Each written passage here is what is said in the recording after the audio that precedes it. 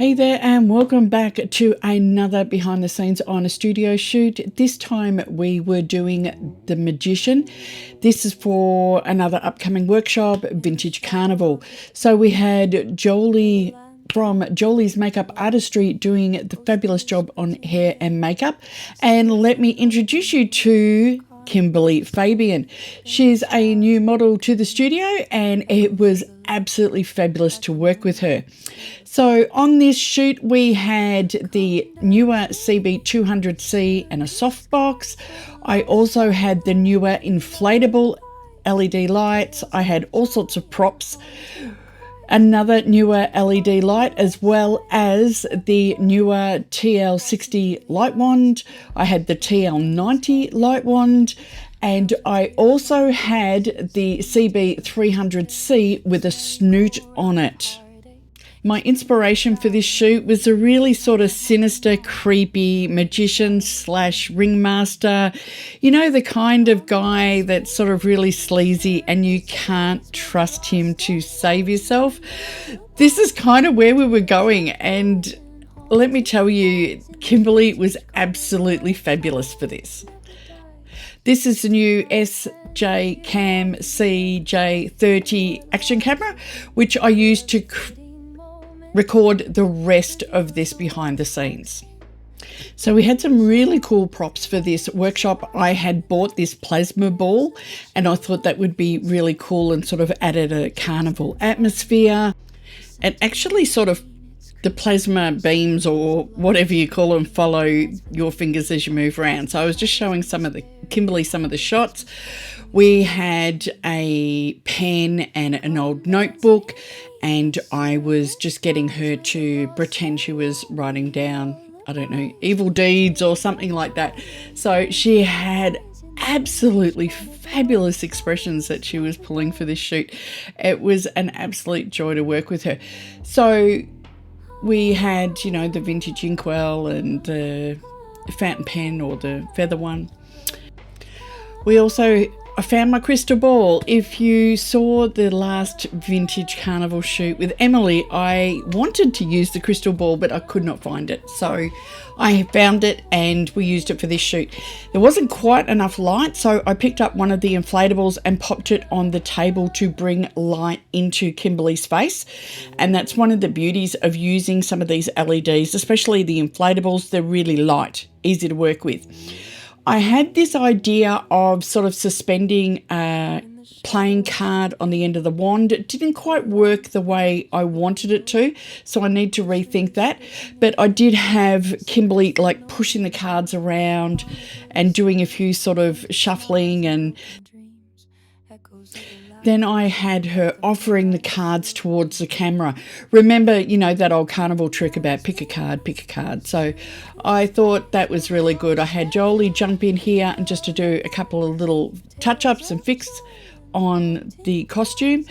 We spent a bit of time with the cards and I really sort of wanted to get that whole action happening, and that was loads of fun to work with. I then brought that really cool plasma ball in and I sort of cleared everything off the table so that we could just concentrate on some shots with that.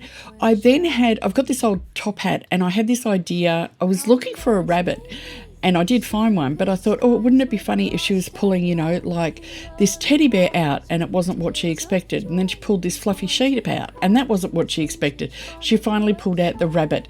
I nicknamed him Jack. He does only have one ear, so we had to get a little bit creative with that.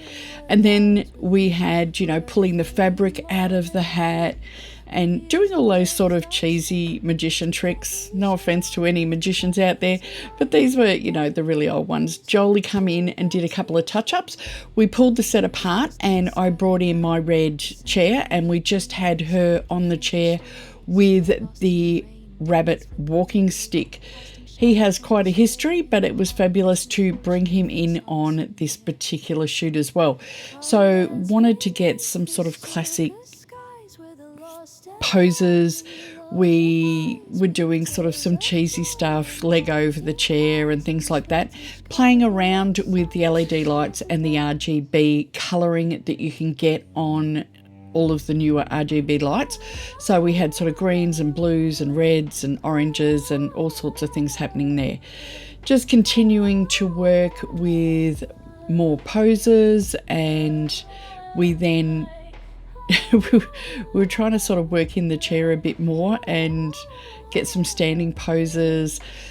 The curtains that I used as the background on this shoot were new. I had in the past used some bright red fabric, but I ended up getting these darker red sort of burgundy velvet drapes, which just looked amazing.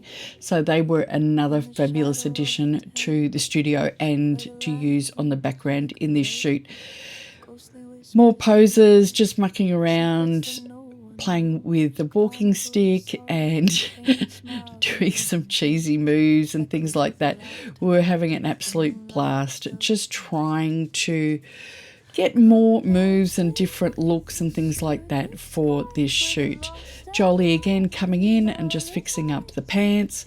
The costume, this was all stuff that I had in the studio. So I had the striped socks and the t-shirt, which were from part of my Alice in Wonderland, that steampunk jacket, the steampunk hat, which has been used on another shoot, and the wig. Absolutely everything in this was stuff that I had already used before, but put together differently to create this look.